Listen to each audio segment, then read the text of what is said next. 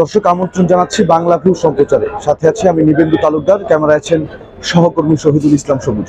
এই মুহূর্তে দাঁড়িয়ে আছি সিলেট সিটি কর্পোরেশন প্রাঙ্গণে। আপনারা দেখতে পাচ্ছেন নবনির্বাচিত মেয়র আনোয়ারুজ্জামান চৌধুরী এবং বর্তমান মেয়র আরিফুল হক চৌধুরী, ওনার দায়িত্ব শেষ হচ্ছে। আমরা বলতে পারি যে এক চৌধুরীর বিদায় এবং আরেক চৌধুরীকে বরণ করে নিতে সিলেট সিটি কর্পোরেশন সম্পূর্ণ প্রস্তুত রয়েছে। আজকে বিকেল ৩টায় আনোয়ারুজ্জামান চৌধুরীর দায়িত্ব গ্রহণ এবং সিলেট সিটি কর্পোরেশনের বর্তমান মেয়র আরিফুল হক চৌধুরীর ক্ষমতা হস্তান্তরকে ঘিরে এখানে একটি সুধী সমাবেশ এবং ক্ষমতা হস্তান্তর অনুষ্ঠানের আয়োজন করা হয়েছে। যে আয়োজনকে ঘিরে ইতিমধ্যেই সিলেট সিটি কর্পোরেশন জুড়ে একটি সাজ পরিবেশ বিরাজ করছে আমরা দেখতে পাচ্ছি। অর্থাৎ আজকে মঙ্গলবার মেয়াদ শেষ হচ্ছে সিলেট সিটি কর্পোরেশনের টানা দুইবারের মেয়র আরিফুল হক চৌধুরী। আর আজকেই সিসিকের দায়িত্ব নেবেন নবনির্বাচিত মেয়র আনোয়ারুজ্জামান চৌধুরী। চলতি বছরের ২১ জুন পঞ্চম সিলেট সিটি কর্পোরেশন নির্বাচন অনুষ্ঠিত হয়। যে নির্বাচনে আওয়ামী লীগের মনোনীত প্রার্থী আনোয়ারুজ্জামান চৌধুরী অর্থাৎ সিলেট সিটি কর্পোরেশনের নবনির্বাচিত মেয়র, তিনি ১,১৯,৯৯১টি ভোট পেয়ে মেয়র নির্বাচিত হয়েছিলেন।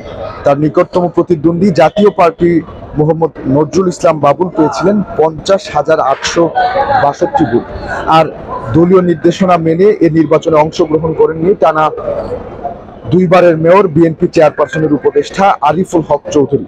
ফলে নগর ভবন থেকে অবসান হচ্ছে আরিফ যুগের। সিলেটবাসী, সিলেট সিটি কর্পোরেশন প্রবেশ করছে নতুন যুগে, নতুন অধ্যায়ে। সেই অধ্যায়ের নাম আনোয়ারুজ্জামান চৌধুরী। আজকে বেলা ২:৩০টায় নগর ভবন প্রাঙ্গণে অনুষ্ঠিত হবে দায়িত্ব হস্তান্তর অনুষ্ঠান ও সুধী সমাবেশ। এতে প্রধান অতিথি হিসেবে উপস্থিত থাকবেন প্রবাসী কল্যাণ ও বৈদেশিক কর্মসংস্থান বিষয়ক মন্ত্রী ইমরান আহমদ এমপি। নতুন মেয়র আনোয়ারুজ্জামানের পক্ষ থেকে সংবাদ মাধ্যমে পাঠানো এক বিজ্ঞপ্তিতে আগে বলা হয়েছে যে মঙ্গলবার দুপুর ২:৩০টায় নগর ভবনে মেয়র কার্যালয়ে বিদায়ী মেয়র আরিফুল হক চৌধুরী এবং নবনির্বাচিত মেয়র আনোয়ারুজ্জামান চৌধুরীর হাতে দায়িত্ব তুলে দেবেন। এরপর নবনির্বাচিত কাউন্সিলর বৃন্দকে নিয়ে বিকেল ৩টায় নগর ভবন প্রাঙ্গণে সুধী সমাবেশে যোগ দেবেন তিনি। তবে এর আগে জোহরের নামাজের পর মেয়র আনোয়ারুজ্জামান চৌধুরীর নেতৃত্বে নবনির্বাচিত কাউন্সিলর বৃন্দ হযরত শাহজালাল মাজার জিয়ারত করবেন। এরপর বিশেষ মোনাজাত শেষে তারা ২:৩০টায় নগর ভবনে পৌঁছাবেন।